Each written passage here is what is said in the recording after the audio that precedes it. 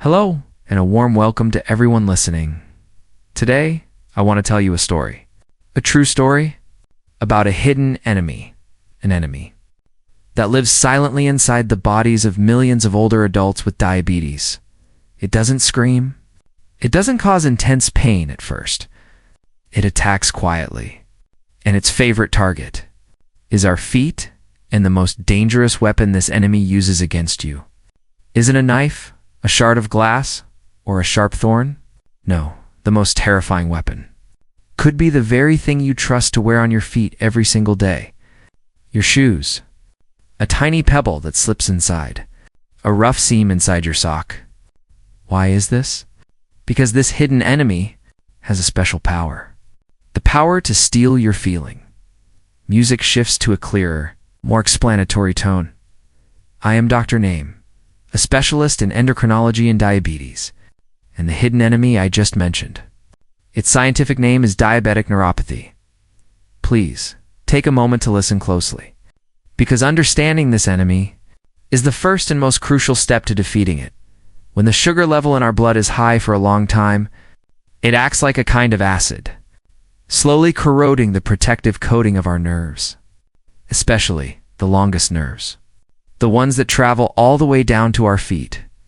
When this protective coating is destroyed, the signals of sensation from your feet can no longer travel to your brain. What does this mean? It means that your feet begin to lie to you. They will no longer tell you when they feel hot or cold, or when they are in pain. A person could step on a sharp pebble inside their shoe and walk on it all day.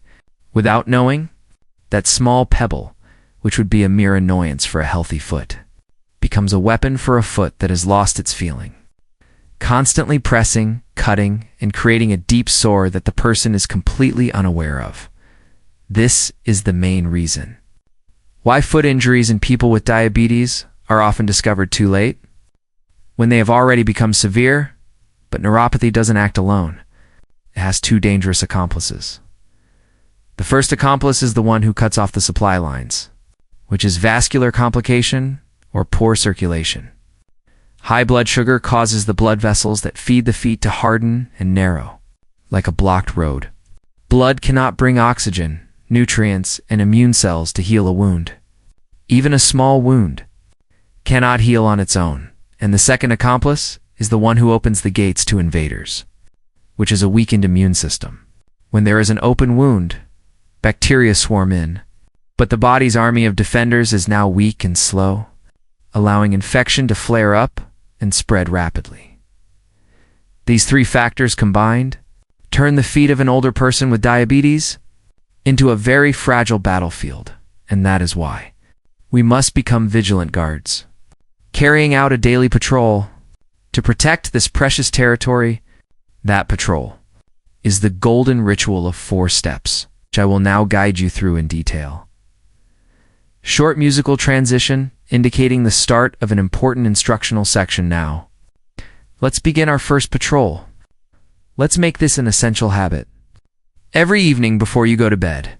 Step 1. The most important. Inspect. Search for any and all clues. Please, sit in a well-lit place and begin your work as a detective. Look carefully. At the entire top of your foot, are there any red spots? Any swelling? Then, slowly, look at each of your toes. Next, use your hands to gently part the skin between each toe to look inside. Is it damp? Is the skin whitish or cracked? This is a favorite hiding place for fungus. Next, the bottom of your foot. If it's difficult to bend over, use a mirror placed on the floor and carefully examine the sole and heel of your foot. Or please, do not hesitate to ask a family member to help you. What are we looking for during this inspection? Look for a scratch. Look for a blister, no matter how small. Look for any unusual calluses, especially if there's a dark spot in the middle. Look for any change in skin color, and look for any sign that the hidden weapon is struck. Just 5 minutes a day? 5 minutes to detect the enemy early. Step 2. Wash. Cleansing the battlefield. Washing your feet must be done gently and correctly. Remember the golden rule. Use your elbow to test the water. I repeat, use your elbow, not your foot. The water should only be warm, like a bath for a baby. Water that is too hot will cause burns you cannot feel. You should only wash for 3 to 5 minutes. And absolutely, do not soak your feet. Soaking for too long strips the skin of its natural protective oils, making it drier and more prone to cracking. Step 3. DRY. Leave no place to hide. After washing, use a soft, clean, light-colored towel. Pat your skin gently. Do not rub it harshly. And this is critical. You must dry thoroughly. Between each and every toe, a damp environment is a paradise for fungus to grow. Step 4. Moisturize. Building the defensive wall. Dry skin leads to cracks, and every crack is a doorway for bacteria. Therefore, apply a thin layer of moisturizing lotion to the top and bottom of your feet and your heels to keep the skin soft. And here's a common mistake that I must warn you about. Absolutely do not apply lotion between your toes. Doing so will trap moisture in that area, creating the perfect environment for fungus to thrive. Inspect, wash, dry, and moisturize. These 4 simple steps are the strongest defensive barrier you can build for yourself every single day. Short musical transition, tone becomes more cautious now. Let's talk about the medical tools at home that can become weapons if we use them incorrectly. These are your nail clippers and callus files. When cutting your toenails, please remember, cut straight across. Do not cut into the corners.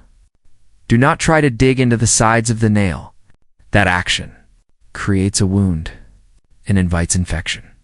If your nails are too thick, too hard, or your eyesight is poor, please seek help from a healthcare professional. For calluses, you can use a pumice stone to gently file them after a bath. But there is one thing that is absolutely forbidden.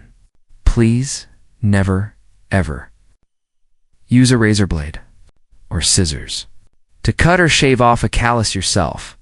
With a foot that has no feeling, a cut that goes too deep will create a disaster, a wound that you cannot control. Music shifts, becoming more positive and solution-oriented. So how do we neutralize the weapon in the shoe that we talked about at the beginning? The answer lies in choosing the perfect suit of armor and performing the bomb disposal procedure every day.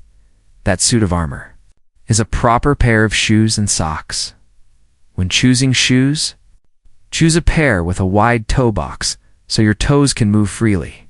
Made of soft, breathable material, the sole must be thick enough for protection, and the inside must be smooth with no rough seams.